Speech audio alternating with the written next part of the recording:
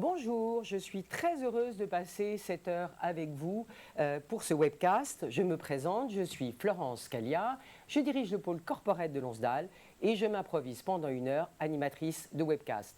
Donc soyez gentils, aidez-moi, participez, posez vos questions en direct, nous ferons tout pour y répondre, soit en direct sur le chat, soit à la fin de cette heure. Je vous accueille dans les tout nouveaux locaux de Lonsdal, notre nouveau studio. Et petite précision, vous ne me voyez pas masqué, mais je vous rassure, je suis vaccinée et toutes les normes sanitaires ont bien entendu été respectées. Alors ce matin, nous allons passer une heure consacrée à la marque employeur. Pour nous, agence de branding, qui passons nos journées à travailler avec nos clients à la construction de marques cohérentes, de marques fortes, de marques singulières, la marque employeur, c'est une des facettes du sujet, mais on pourrait dire une facette particulièrement stratégique. L'histoire actuelle nous le montre, la période du confinement a montré à quel point la culture interne était essentielle pour les entreprises. Et aujourd'hui, alors qu'on est à peine sorti de cette période, on entend toute la journée des entreprises nous dire qu'elles ont des difficultés à recruter. Donc quelques chiffres doivent apparaître sur les écrans, je les vois apparaître sur le mien en tous les cas, qui confirment ce que je viens de dire. 61% des entreprises ont 61% des entreprises ont du mal à recruter, Vous allez en voir un second qui va vous dire que 6 PME sur 10 déclarent manquer de talent pour accompagner leur croissance. J'attends de le voir arriver. Et enfin, seuls 54% des salariés se disent engagés. 3 chiffres qui, bien entendu, interrogent et auxquels on va essayer d'apporter, en tous les cas, des éléments de réponse ou en tous les cas des explications pendant cette heure. Je vous propose d'aborder ce matin 3 facettes de ce sujet. Première facette, le rapport entre la marque et la marque employeur. Deuxième sujet, l'arrivée sur le marché du travail d'une nouvelle génération, la Gen Z. Et enfin, la culture d'entreprise. Pour participer et pour répondre à ces questions, nous allons accueillir sur le plateau un grand nombre d'invités et d'avance, je les en remercie. Julie Boulage, Brand Content Manager chez Accor, Olivier Dupré, directeur des ressources humaines d'Accor, Félix Mathieu, directeur du planning stratégique de Lonsdal, Lisa Gordon, directrice adjointe des talents au groupe TF1 et Charlotte Garnier-Peugeot, directrice de la communication de l'autorité des marchés financiers. Passons maintenant au premier plateau. Donc comme je vous l'ai dit, premier plateau, comment créer le lien authentique entre marque et marque employeur. Je dirais pour nous que agence de branding, c'est peut-être dans cette authenticité que va se loger la clé de la réussite. Quand je dis ça, je veux dire que pour nous, il y a plusieurs notions derrière cette idée d'exigence. Derrière cette exigence, il y a un besoin de cohérence, parce que pour nous, la marque employeur, elle doit être dans la droite ligne, bien entendu, de la marque, de son ADN, de sa plateforme de marque, de sa vision. Donc on a un vrai besoin de cohérence. On a un besoin d'authenticité. Authenticité par rapport à ce qui est vécu dans l'entreprise. Trop d'écart, la surpromesse aboutirait évidemment serait une prise de risque bien trop importante avec un effet boomerang bien dangereux pour l'entreprise. Tout le monde le sait aujourd'hui. Et puis le sens, parce qu'on est aujourd'hui dans une période, on le sait, on le lit, on le côtoie, où les jeunes générations en particulier, mais pas que, sont en quête de sens dans leur vie, mais aussi dans leur vie professionnelle. Vous allez avoir un chiffre que je vois à mon écran, qui là aussi confirme une partie de ce que je viens de dire. 61% des 18-24 ans disent réfléchir au sens de leur profession. Pour traiter de ce premier sujet central, j'ai le plaisir d'accueillir sur le plateau Julie Boulage, Brand Content Manager chez Accor.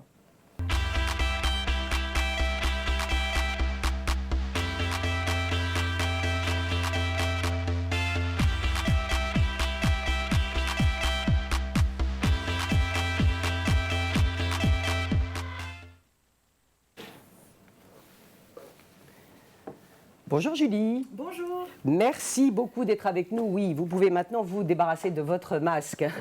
Avant d'entamer la discussion que nous allons avoir sur cette première thématique, je voudrais qu'on écoute ensemble quelqu'un que vous connaissez très bien, mieux que moi d'ailleurs, puisqu'il s'agit d'Olivier Dupré, directeur des ressources humaines d'Accor, qu'une personne de mon équipe, Eva, a rencontré il y a quelques jours et qui nous a fait part à la fois des difficultés de recrutement dans le secteur et de ses attentes à l'égard de la marque employeur. Écoutons-le. Parfait.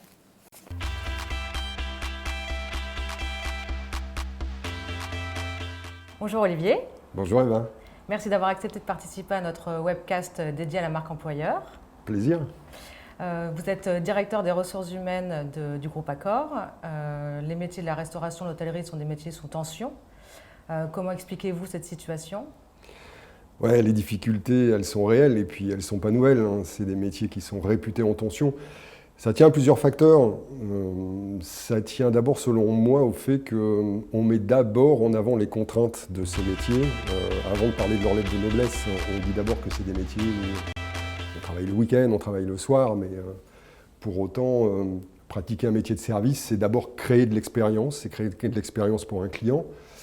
Et donc ça veut dire que celui qui a envie de mijoter sa meilleure recette ou bien de papoter avec un client sur ses centres d'intérêt, il est le bienvenu dans ces métiers et il s'y épanouira de toute façon. Et comment attirer alors ces futurs candidats à ces métiers ? Moi je vois 3 leviers. Le premier, c'est d'abord et avant tout de revendiquer qui nous sommes. Et c'est clair que la marque employeur tient une place prépondérante sur ce sujet-là. Accor, c'est une promesse d'expérience qui se résume par un slogan dans sa marque employeur qui est Be Limitless. Et ce slogan, en fait, il réside en 4 engagements. Le premier, c'est soyez vous-même. Soyez vous-même, c'est une promesse d'inclusion, donc ça recouvre aussi une promesse de diversité, de mélange des cultures. C'est aussi la proposition qui est faite à tout à chacun de s'exprimer comme il est et de revendiquer sa personnalité propre. Le deuxième engagement, c'est grandissez, apprenez, savourez. C'est une promesse de formation, une promesse de développement professionnel en fonction des ambitions et des aspirations individuelles de chacun des collaborateurs qui travaillent dans les hôtels sous enseigne. Le troisième engagement, c'est donner du sens à vos actions.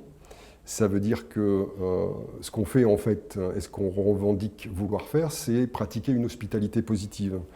Et donc toutes celles et ceux qui se retrouvent dans cette notion, forcément, ont quelque chose à dire, quelque chose à faire dans un des hôtels sous enseigne Accor.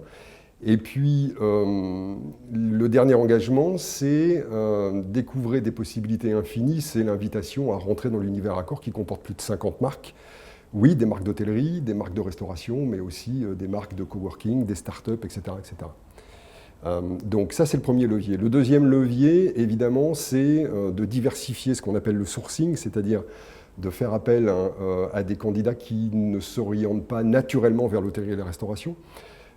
Ce qu'on ne dit pas assez, c'est que nombre de nos métiers sont praticables sans nécessairement avoir besoin d'une formation technique au préalable.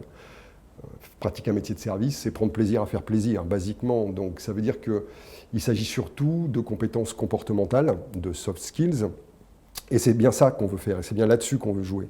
Là aussi, la marque employeur elle a tout un intérêt dans la promotion des métiers pour s'adresser à des personnes qui n'ont pas naturellement l'attrait ou qui n'ont jamais pensé à pratiquer ces métiers-là, parce qu'ils peuvent le faire et parce que la notion d'ascenseur social, c'est une réalité.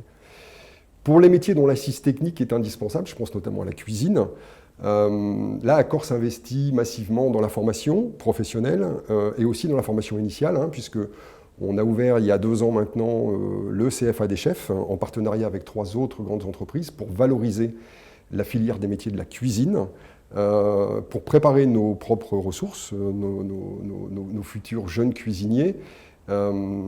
Voilà, donc ça c'est 2 façons et 2 exemples concrets de la façon dont on veut diversifier le sourcing. Le troisième levier, c'est d'optimiser l'expérience candidat en matière de recrutement. 2 choses là-dessus. D'abord, on a refondé complètement notre site carrière, accorcarrière.com, pour proposer aux candidats une expérience beaucoup plus fluide et surtout beaucoup plus rapide. Et puis, on s'est attelé à travailler avec l'ensemble des managers des hôtels sous enseigne, puisque ce sont eux qui recrutent, pour faire en sorte que chaque étape du recrutement soit optimisée. On voit d'ailleurs de très belles initiatives, que ce soit en matière de qualité de rédaction des offres, de qualité d'entretien du recrutement ou de prise de décision. Aujourd'hui, avec l'arrivée des réseaux sociaux, des différents job boards, on voit qu'il n'y a plus, les frontières ont été abolies entre la réalité de l'entreprise et la communication externe.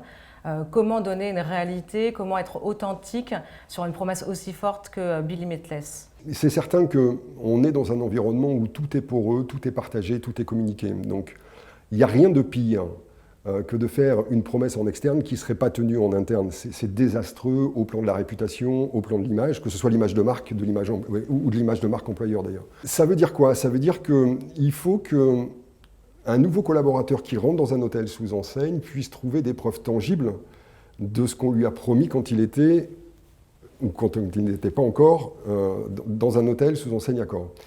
Donc on a fait un gros travail aussi et on traduit en fait les 4 engagements que j'ai évoqués tout à l'heure par des politiques ressources humaines, des politiques de gestion des talents, des politiques de formation, des politiques d'inclusion et de diversité, des politiques de RSE, etc.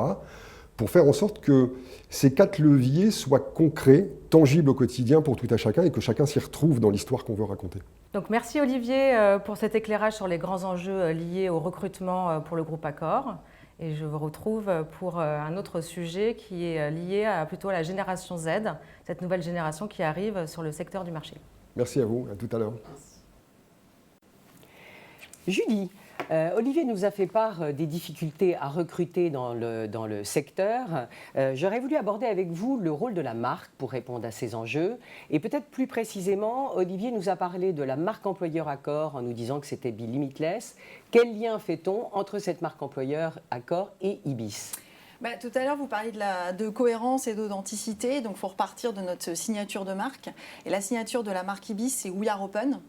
Pourquoi We Are Open? Parce qu'on a plus de 400 hôtels en France. On est connu de plus de 90% des Français. On est aussi la marque préférée des Français sur le secteur de l'hébergement pour la 2e fois consécutive. Donc, on est très fiers de pouvoir clamer cette belle signature We Are Open qui est universelle, inclusive, qui est presque un synonyme de l'hospitalité.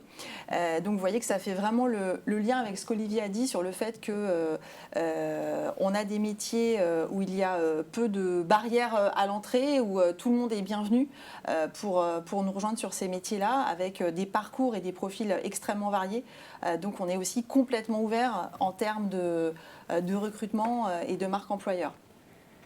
On sait aussi que l'asset humain sur les métiers de service, il est hyper important. On est très fiers aussi de ça. On a plus de 90% de taux de satisfaction de la part de nos clients liés à l'accueil. Donc c'est vraiment la qualité des gens qu'on va trouver dans nos hôtels. Les qualités humaines. Exactement, qui vont permettre ce taux de satisfaction-là. Donc c'était une vraie opportunité, ce sujet de recrutement et d'urgence opérationnelle à recruter pour l'été. C'était aussi une belle opportunité pour la marque d'exprimer une promesse et voilà une signature de marque qui est en même temps une promesse marque employeur. Parce que ça nous permet à la fois de la faire rayonner sur les futurs candidats, mais aussi sur des clients aussi qui vont voir cette campagne et qui vont voir comment ils sont accueillis, avec quelle ambiance, avec quelle qualité humaine. Donc ça rayonne sur la marque et pas seulement sur les candidats. Je rebondis sur ce que vous venez de dire sur les qualités humaines. La campagne qu'on a eu le plaisir de faire avec vous met le projecteur, on va dire, sur les soft skills, sur ces petites qualités qu'on écrit en bas du CV et auxquelles on prête peut-être pas toujours l'attention nécessaire. Vous, si. Je propose que peut-être on les mette à l'écran de façon à ce que tout le monde puisse comprendre de quoi il s'agit. Exactement. Et j'en profite pour vous demander, en fait, en mettant en avant de cette façon les soft skills, qu'est-ce que vous avez vraiment voulu dire à vos futurs recrues ?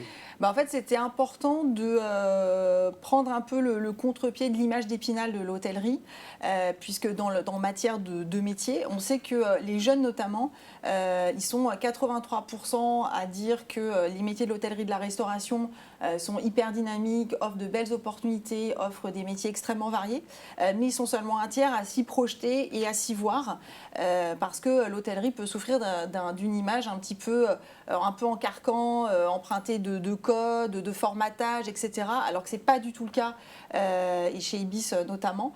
Donc il était important pour nous de montrer que c'est des qualités humaines qu'on recherche avant tout, qu'elles ont toute la place et la liberté de s'exprimer dans nos hôtels. Voilà, c'est ce qu'on a voulu montrer au travers cette Est-ce que vous campagne. avez déjà des premiers retours sur cette Des sur premiers cette campagne? retours, alors déjà des retours terrain de la part des hôtels, parce qu'il est important de Bien sûr. vérifier la compatibilité de l'image qu'on donne et du sentiment dans les hôtels, et ça il a été très positif. Et puis c'est une campagne évidemment qui est là pour tout l'été, donc elle est en cours et on croise les doigts, il n'y a pas de raison, on est assez optimiste. Alors quand vous dites aussi We are open, il faut que je regarde là. Quand on dit We are open, on imagine aussi que ça veut dire probablement que, ça fait écho à ce que vous venez de dire, que Ibis recherche des gens d'âge, de métiers, d'histoires différentes. Donc cette ouverture, elle se manifeste aussi de cette façon-là. C'est donc une campagne qui s'adresse à un public large. Comment on fait quand on est face à une population assez large et qu'on veut quand même envoyer des messages à ces jeunes générations qui sont à la fois disent aimer l'hôtellerie et pourtant ne pas trop s'y engager? Est-ce que vous avez des canaux, est-ce que vous avez des stratégies de moyens spécifiques pour aller parler à ces publics? Il y a deux pans principaux à cette campagne, à la fois une campagne sur les réseaux sociaux, puisqu'il y a 43% des gens qui cherchent un emploi qui vont avant tout le faire sur les réseaux sociaux. Donc les médias sociaux en termes d'annonceurs sont extrêmement puissants. On a travaillé notamment beaucoup avec une régie qui s'appelle Work4 sur Facebook, qui permet d'aller chercher les bons profils de façon assez volumineuse. Et puis il y a un deuxième point aussi très important, c'est que ces futurs candidats, ils ont aussi des réflexes opérationnels sur le terrain, d'aller dans des salons, dans des agences d'emploi, dans les hôtels directement. Donc on a aussi équipé les hôtels d'outils terrain et locaux, pour pouvoir travailler aussi en local cette démarche d'emploi. Donc c'est un dispositif qui est presque autant digital que physique? Tout à fait, voilà, les deux, oui, tout à fait. Ok, eh bien merci beaucoup, c'était tout à fait passionnant. On croise les doigts pour que notre campagne donne les résultats escomptés et que vous puissiez répondre à vos besoins de recrutement pour l'été, même si on est déjà au mois de juillet. Croisons les doigts pour que ça marche. Merci beaucoup. Merci beaucoup Julie.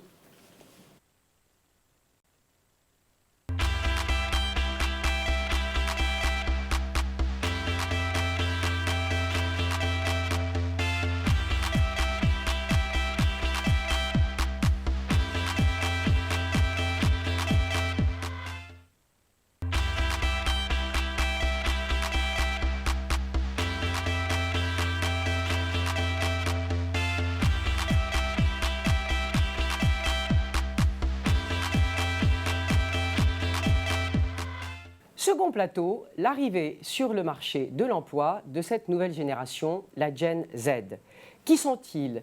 Ils sont nés à partir de 1996, ils sont évidemment digital natives, ils arrivent avec leur lot de questions, d'interrogations, d'attentes à l'égard de l'entreprise, autant de préoccupations que l'entreprise doit prendre en compte et que auxquelles la marque employeur doit répondre. Pour nous aider à éclairer ce rapport au travail de cette nouvelle génération, je vais avec plaisir accueillir sur le plateau Félix Mathieu, qui est directeur du planning stratégique de Lonsdal.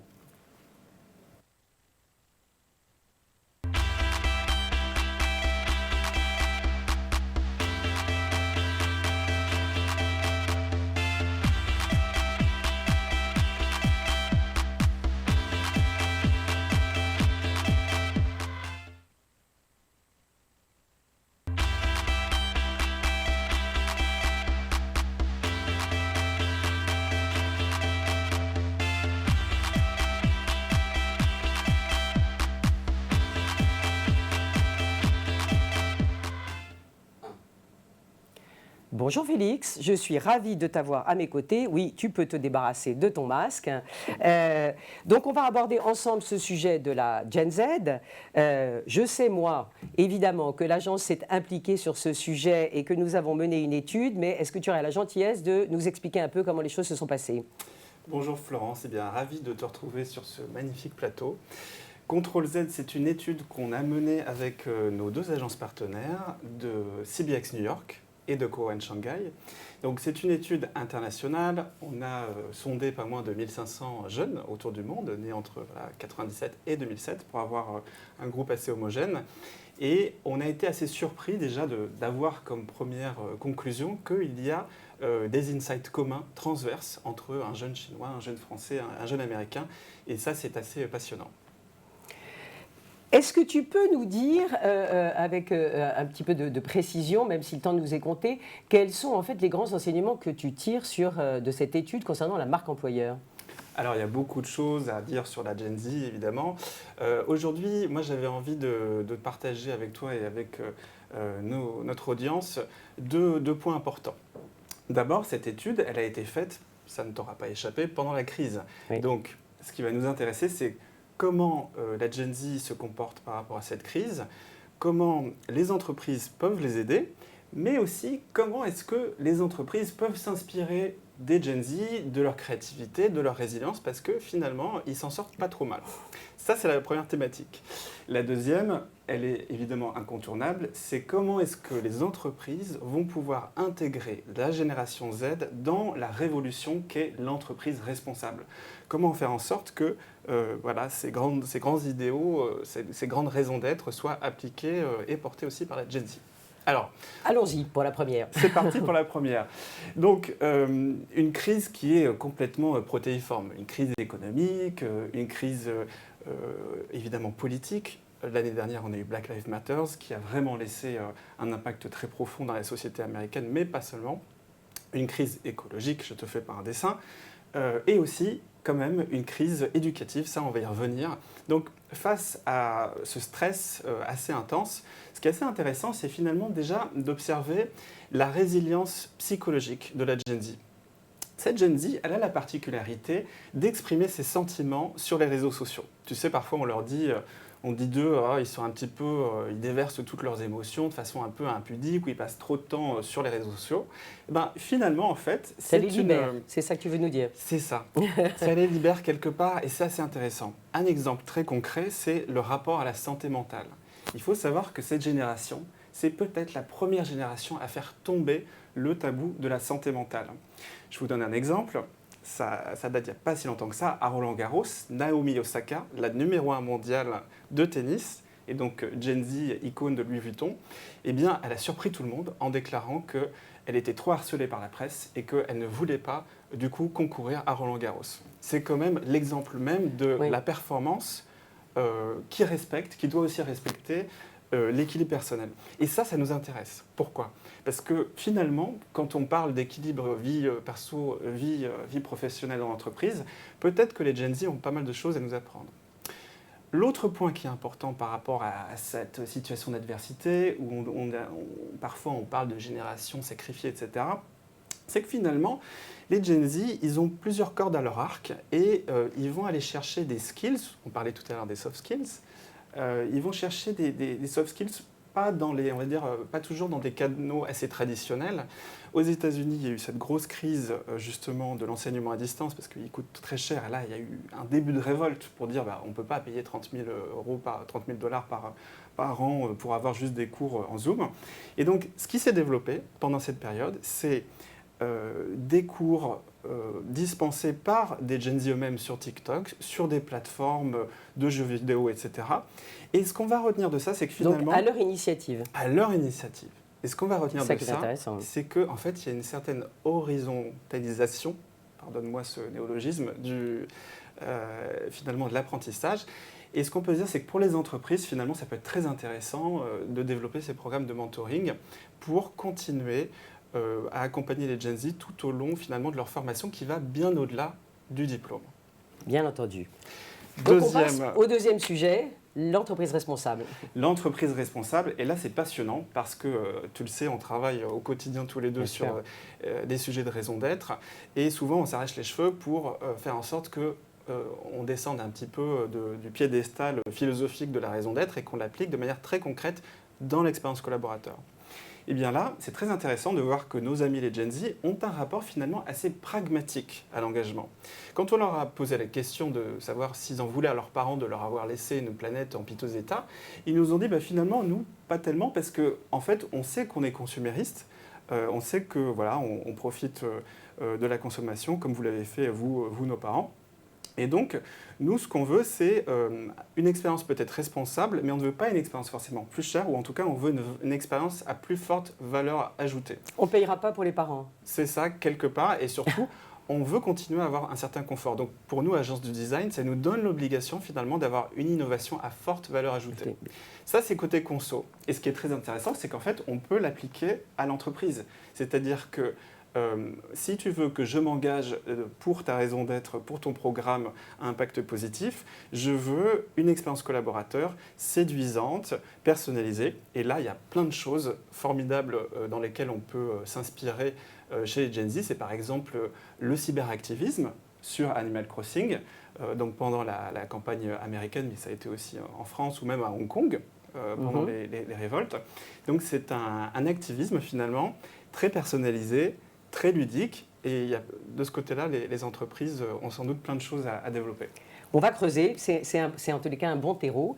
Je te propose qu'on écoute à nouveau Olivier Dupré, qui avait eu la gentillesse, quand on a été le voir, d'aborder aussi cette question de la Gen Z, d'en dresser son tableau. Je trouve assez complémentaire à ce que tu viens de nous dire, donc je te propose que nous l'écoutions. Allez, on regarde.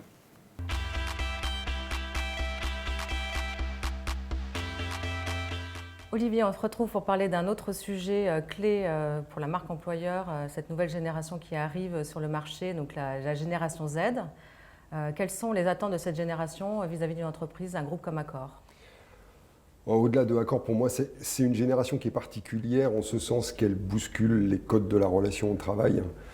Par exemple, changer d'employeur, mener plusieurs carrières en même temps, ça fait partie de leur quotidien. Ce sont des éléments qui étaient inconcevables pour les générations antérieures. Et donc ça veut dire que les notions de fidélité, de loyauté au travail, de relation au travail sont fondamentalement différentes. Moi, j'observe plusieurs tendances qui impactent ça pour cette génération. La première, c'est l'impatience. C'est quand même une génération digital native qui est née avec un appareil portable au bout des doigts. Et donc, tout doit être immédiat, tout doit être facile, tout doit être fluide. La deuxième grande tendance, c'est ce que j'appelle la culture co, c'est-à-dire que c'est une génération qui vit son réseau et sa communauté comme une extension naturelle de soi. Ça aussi, ça impacte la relation au travail, évidemment. La troisième tendance, on peut l'appeler la vie en mode projet, c'est-à-dire que c'est une génération qui vit avec beaucoup de facilité, voire de plaisir, les césures. C'est-à-dire que par moments je travaille, d'autres moments je ne travaille pas, et ça va très bien aussi. On voit beaucoup de gens qui finissent leurs études, qui partent 1 an ou 2 ans à l'international faire de l'humanitaire, qui reviennent travailler, puis qui repartent. Bon, donc il y a cette espèce de zapping, mais qui a du sens pour eux. L'autre élément, c'est évidemment les notions de mise en scène de soi. J'ai des enfants, je ne compte pas le nombre de selfies, de stories qu'ils mettent en ligne tous les jours. Et avec ça, il y a la culture du play, c'est-à-dire qu'il y a tous les outils à disposition pour s'amuser, pour faire des enregistrements, pour diffuser des vidéos, etc. etc. Voilà des grandes tendances qui impactent la relation au travail parce que ce sont des éléments dont l'employeur doit prendre en compte si on veut que le collaborateur s'épanouisse, en tout cas le collaborateur génération Z s'épanouisse à l'intérieur des établissements. Donc vous avez dû changer, vous adapter à ces nouveaux codes ? Si on veut les attirer, on ne peut pas faire autrement que de s'y adapter. La difficulté pour nous, c'est qu'on a des générations qui cohabitent, donc il faut garder les anciens codes pour les générations antérieures et trouver les bons codes pour attirer les nouvelles générations. Donc ça, c'est une des difficultés qui est posée. Pour autant, pour attirer la génération Z, il faut quoi ? De la personnalisation, avant tout de la personnalisation. Ça veut dire que la relation managériale, elle doit être clairement individualisée, prendre en compte et en considération les aspects singuliers de chacun. Ça, c'est le premier élément. Le deuxième élément, c'est évidemment de l'immédiateté. Tout doit être disponible tout de suite, maintenant et facilement. L'immédiateté, c'est aussi, comment dirais-je, la possibilité qu'on doit avoir d'offrir à un collaborateur génération Z ce qu'il attend là, maintenant, tout de suite, sans forcément l'avoir préparé très longtemps à l'avance. Du partage et puis de la liberté d'expression. La liberté d'expression, c'est la possibilité de s'exprimer, de critiquer, de commenter, de partager ce qu'ils font au quotidien. Et il faut qu'ils le fassent et ils le feront de toute façon également au quotidien dans leur travail. Et donc on voit là, finalement, tout un champ d'opportunités pour Accor, qui est d'acquérir et d'attirer cette génération-là, et de concrétiser finalement ce que Accor promet et promeut dans sa marque employeur. Hein, c'est une culture inclusive, la possibilité de s'épanouir au quotidien et de s'exprimer au quotidien, de donner du sens à ce qu'on fait. Tout ça, on va le retrouver évidemment et effectivement dans les codes attendus de cette génération-là. Merci Olivier d'avoir participé à ce webcast. Merci pour cet éclairage très intéressant. On a été ravis et à très bientôt. Oui, à bientôt. Merci Eva. Merci. Alors Félix, Olivier vient de nous dresser donc son tableau à lui de la Gen Z, que je trouve aussi très intéressant. Mais comme tu l'as dit tout à l'heure, la Gen Z aime aussi la dimension pragmatique des choses. Donc essayons de passer peut-être de la théorie à la pratique. Et nous, chez Lonsdal, nous qui réfléchissons sur ce sujet, comment on le met en pratique et quelle initiative a-t-on prise ? Bah, écoute, on s'est pris au jeu après presque toute cette année à étudier la Gen Z. On s'est dit qu'on allait créer, pendant cette période assez particulière de confinement, un groupe de soutien à l'intérieur de Lonsdal réservé aux jeunes nés après 1997. Ce groupe de soutien, il rassemblait à la fois des stagiaires, des alternants, mais aussi des gens en CDI. Et il avait pour but d'abord de créer des moments de convivialité assez réguliers, donc parfois à distance, tu l'auras compris, sur Zoom, et parfois sur Teams. Il avait aussi pour but finalement de faire découvrir aux différents aides les différents métiers de l'agence. Parce que c'est ça un petit peu la problématique, le challenge quand tu arrives, quand tu es en stage ou en alternance, c'est que tu rentres dans une case, tu as ton CV, c'est très français, tu sais, on te dit, voilà, tu as tes skills écrits sur ton CV, tu ne vas pas pouvoir forcément aller voir aller sur d'autres terrains. Mais ça, tu me diras que ce n'est pas spécifique à la Gen Z, c'est vrai pour tout nouvel arrivant. Exactement. Hein. Et là encore, on espère que la Gen Z va essayer d'ouvrir, de casser un peu ses frontières. Donc la collab, c'est l'opportunité en fait pour ces jeunes Z de travailler sur des projets de manière en fait très créative, un petit peu en mode éclair. Et pour Lonsdal, c'est l'opportunité finalement d'avoir un regard assez neuf parce que le maître mot, c'est l'autonomie. On leur donne un brief, mais après, ils sont complètement libres sur le fond et sur la forme. Et nous, finalement, tu sais, on a parfois un peu la tête dans le guidon, on enchaîne les slides. Et ça fait vraiment du bien, justement, de voir un petit peu ce traitement un petit peu différent. Et nos clients ont pu en profiter ? Nos clients ont pu en profiter, donc ça va de compétitions assez importantes jusqu'à juste un besoin de brainstorm assez rapide sur un naming.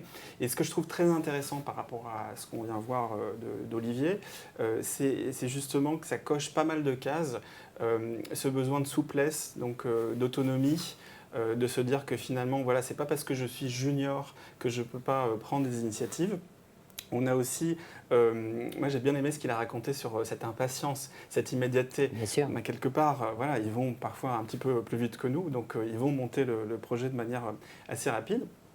Et puis, pour terminer quand même sur une anecdote assez amusante, au début, je ne sais pas si tu te souviens, mais on avait appelé ce projet Lonsdal avec un Z. Avec un Z. Avec un Z au milieu. Bien sûr. Et finalement, le petit groupe s'est dit, non, en fait, on ne veut pas du tout être stigmatisé, on ne veut pas mettre en avant ce Z. Et je trouve que déjà, c'est un retour d'expérience assez intéressant. Ils voulaient vraiment que ce nom soit universel, parce que justement, ils se détachent finalement des marqueurs marketing. Hein. Ça, ils ont cette distance par rapport au pouvoir des marques, notamment. Et surtout, collab, dans le nom, leur volonté, c'était qu'ils voulaient travailler en fait en pivot avec les autres générations et avec tout le reste de l'agence. Et je ne sais pas ce que tu en penses, mais je trouve que c'est une bonne conclusion, aussi un bon état d'esprit de cette Z qui ne veut pas rester qu'à l'intérieur de cette génération, mais qui veut vraiment échanger avec les autres. Moi, je pense qu'effectivement, c'est très encourageant sur la qualité de la relation avec eux. On a évidemment besoin de leur créativité dans ce monde qui va si vite. Et peut-être on peut espérer qu'ils ont un petit peu besoin de notre expérience. À voir.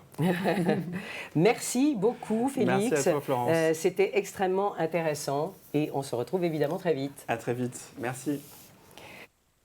On va passer maintenant au troisième plateau. Ce troisième plateau, il est consacré à la culture d'entreprise. La culture d'entreprise, c'est en fait le socle de la marque employeur. C'est ce sur quoi on va construire notre discours et notre promesse de marque employeur. Pour répondre à ce vaste sujet, j'accueille cette fois 2 personnes. J'accueille Lisa Gordon, qui est directrice adjointe du développement des talents au groupe TF1. Et j'accueille également Charlotte Garnier-Peugeot, qui est directrice de la communication de l'autorité des marchés financiers.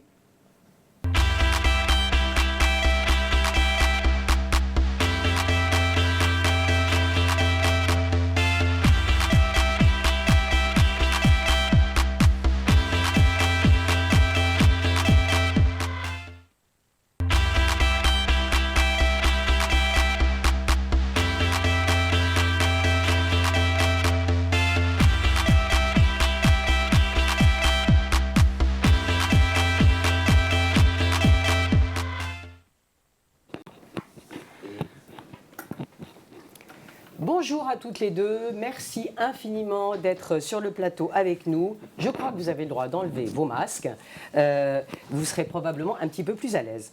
Donc, on va aborder ensemble la question de la culture d'entreprise et je vais me tourner vers Charlotte pour ma première question.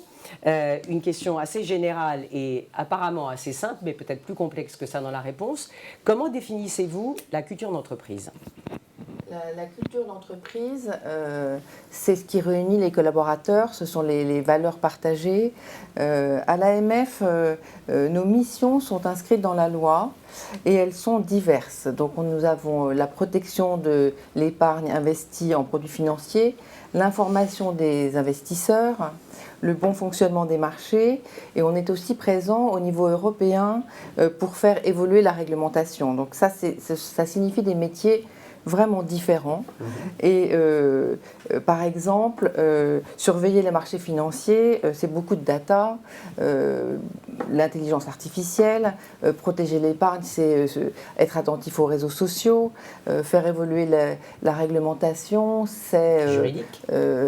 C'est juridique, mais c'est aussi comprendre la blockchain, c'est aussi inventer une réglementation pour encadrer les cryptoactifs. Donc c'est vraiment extrêmement varié. Mais ça a un socle commun qui est l'intérêt général. C'est vraiment ça le socle de la culture interne de l'AMF. C'est le sens de toute l'action des collaborateurs de l'AMF et leur fierté d'appartenance à l'institution vient de là. Ces missions, elles évoluent également avec... ce ne sont pas les missions qui évoluent, c'est l'expression de ces missions qui évoluent avec la société. Évolution technologique, mais aussi... évolution du monde, comme avec la crise sanitaire où on a dû faire évoluer nos façons de travailler. Et en fait, notre plan stratégique met l'accent sur la transformation, donc ça fait aussi évoluer la culture interne. Et on peut imaginer qu'une administration, enfin certains pensent qu'une institution c'est un peu poussiéreux, c'est un peu rigide, mais en fait pas du tout, ça bouge. Très en mouvement. C'est très en mouvement et c'est pour ça que notre campagne marque employeur qu'on a fait ensemble, elle dit agir pour le réel. C'est parce qu'on est en mouvement et notre culture, c'est une culture du mouvement. De l'impact d'une institution qui est concrètement active dans le secteur Absolument. Sur lequel elle opère. Est-ce que vous voyez, vous, je sais que vous avez travaillé à la fois dans le secteur privé et dans le secteur public, est-ce que pour vous, vous avez beaucoup appuyé votre argumentation sur l'intérêt général comme un élément fédérateur très fort des équipes? Est-ce que du coup, il y a une différence très forte dans ce qu'on peut appeler la culture interne dans le privé ou dans le public? Je pense que dans les deux secteurs, privé comme public, la culture interne, c'est essentiel. Et aujourd'hui, dans la crise qu'on traverse, plus que jamais. Mais en revanche, c'est vrai qu'après 25 ans passés dans le privé, ça fait 3 ans que je suis maintenant à l'AMF, ça m'a vraiment frappé l'importance de l'intérêt général et cette fierté de travailler pour l'intérêt général. Ça donne des collaborateurs très exigeants envers eux-mêmes, mais aussi très exigeants envers l'institution. parce qu'ils donnent beaucoup, ils travaillent, ils ont vraiment énormément de sens dans ce qu'ils font, et donc ils attendent de l'institution d'être à la hauteur de cette façon de travailler. Et il y a un autre aspect très important dans la culture de l'AMF, c'est l'humilité et la bienveillance. Alors le mot Ça nous avait bienveillance. beaucoup frappé. Ah oui. Oui.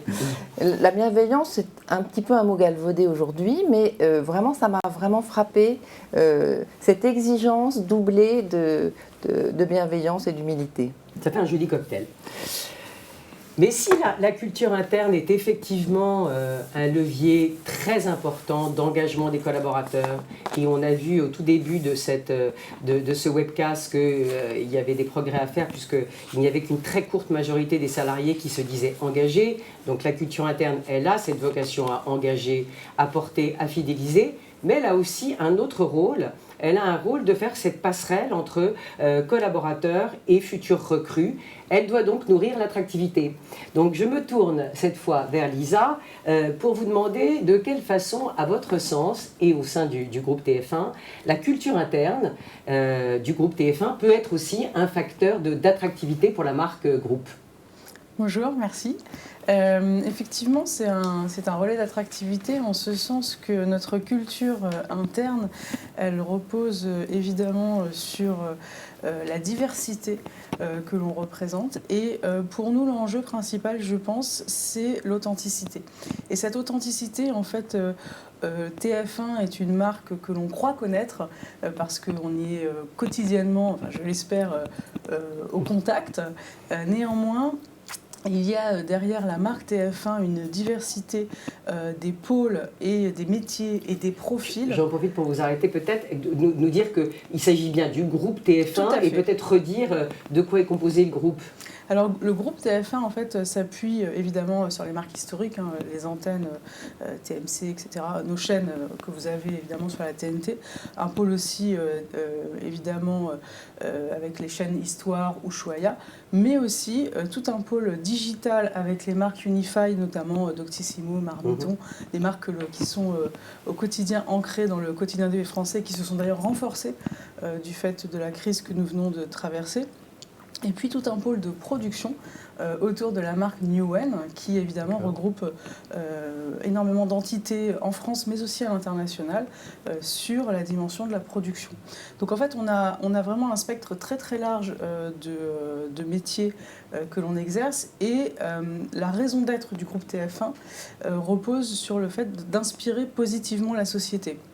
D'ailleurs, une raison d'être que nous travaillons en lien avec la direction des marques que vous connaissez bien, notamment à la qualité de Gorana.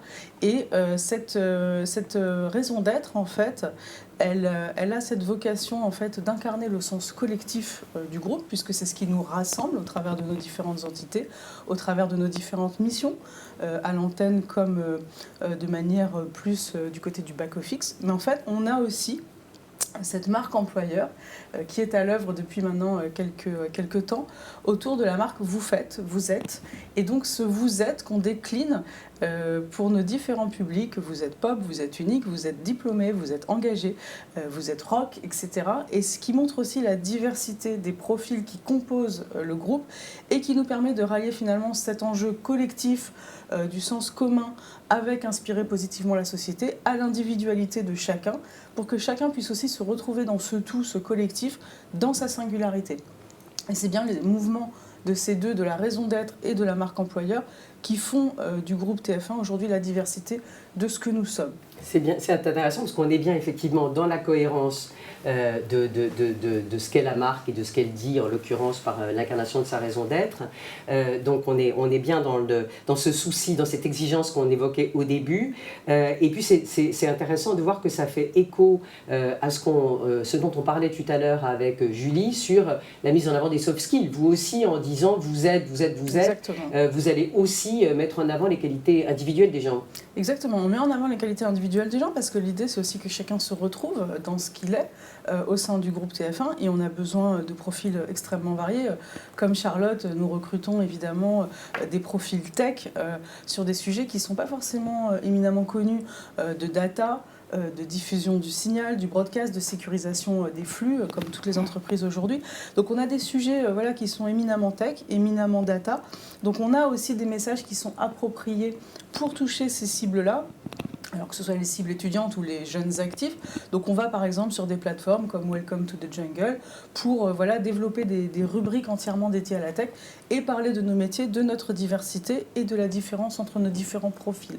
Et ça repose aussi sur un angle, je pense, qui est peut-être teinté par le groupe TF1 de son histoire, qui se fonde évidemment au travers du public interne des journalistes, avec cette exigence d'authenticité, de fact-checking, où aujourd'hui on est en recherche de prouver l'information, de la traiter, de la vérifier. Et je pense que notre marque employeur, elle est très teintée finalement de cet esprit de fondation du groupe autour de cette culture journalistique, d'être dans une relation d'authenticité avec nos publics, que ce soit en interne mais aussi en externe.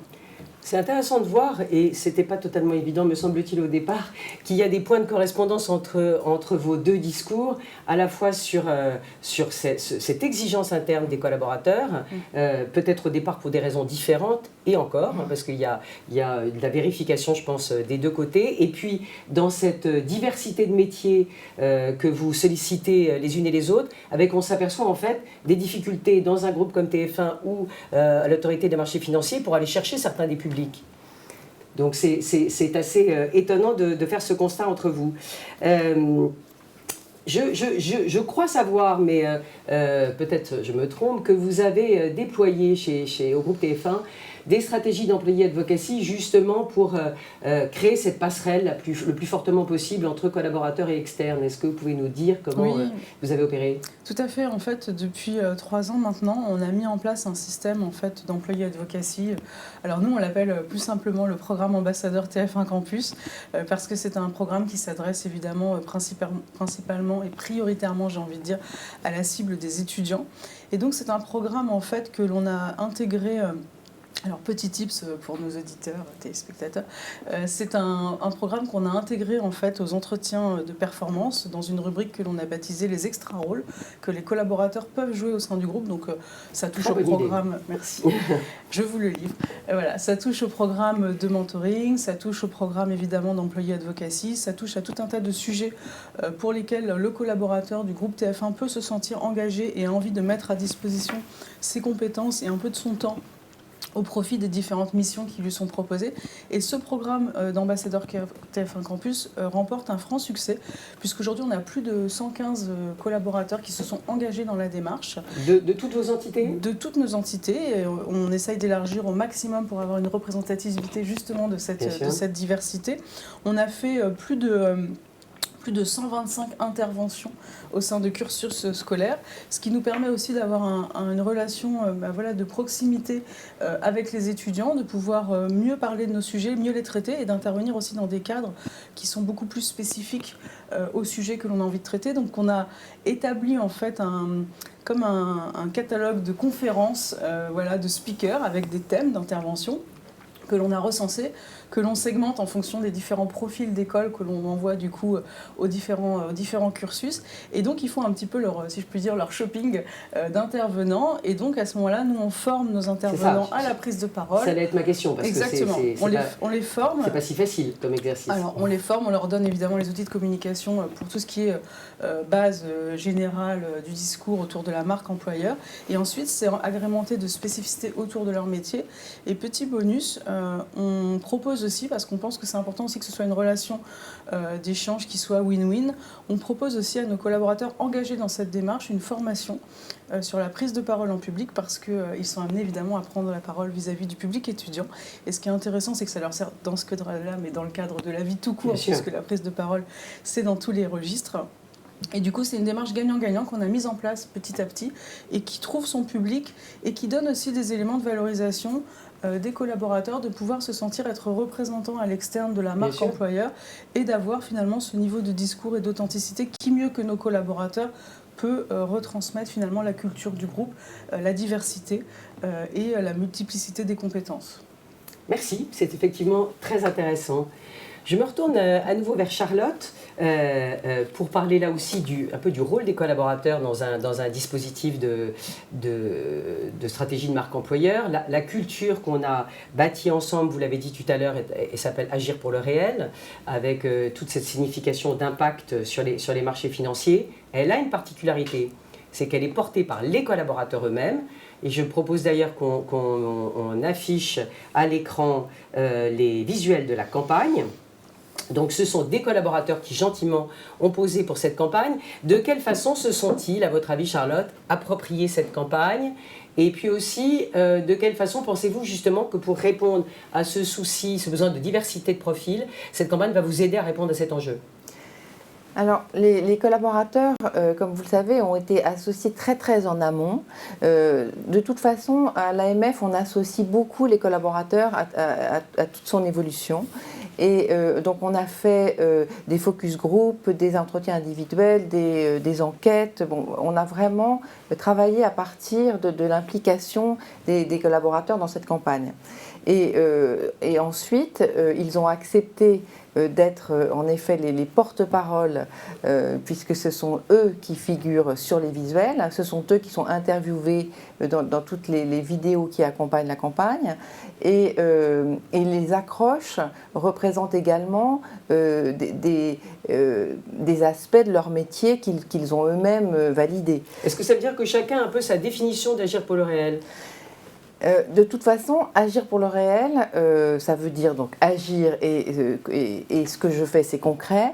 Et avec un slogan comme celui-là, on ne pouvait pas avoir autre chose que les collaborateurs réels. Bien sûr. Donc, et donc, bien sûr, on leur a donné la campagne en reveal d'abord pour les collaborateurs, et on a eu un très bon accueil. Je pense qu'ils se sont vraiment reconnus dans cette campagne, dans la diversité de ces métiers, et c'est vrai que notre objectif, c'est de nous faire connaître comme une administration qui a de l'impact, qui est en évolution permanente avec le monde qui nous entoure, engagés.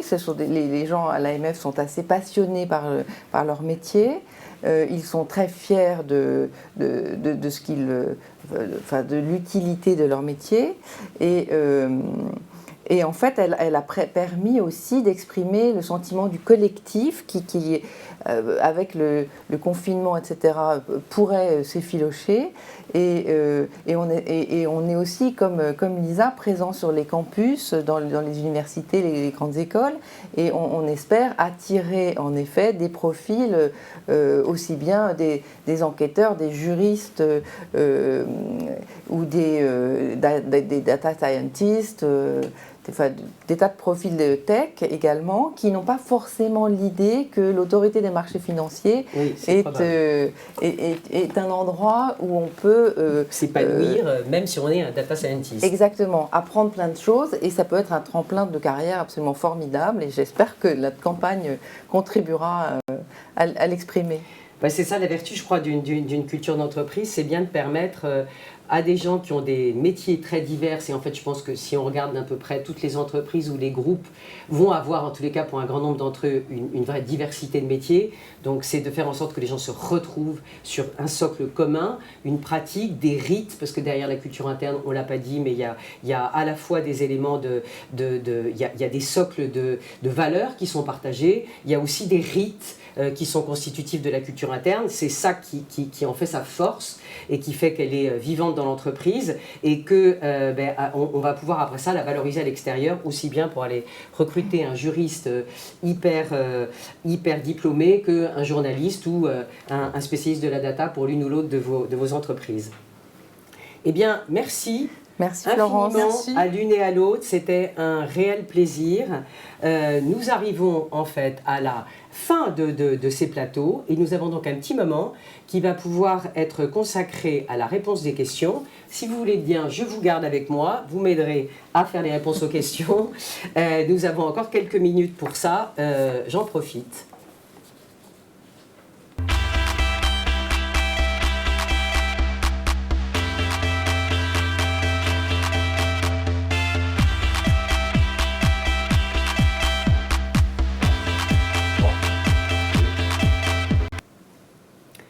Alors on vient de m'apporter quelques questions qui, j'imagine, rassemblent un certain nombre d'interrogations qui ont dû être soulevées sur le chat du webcast.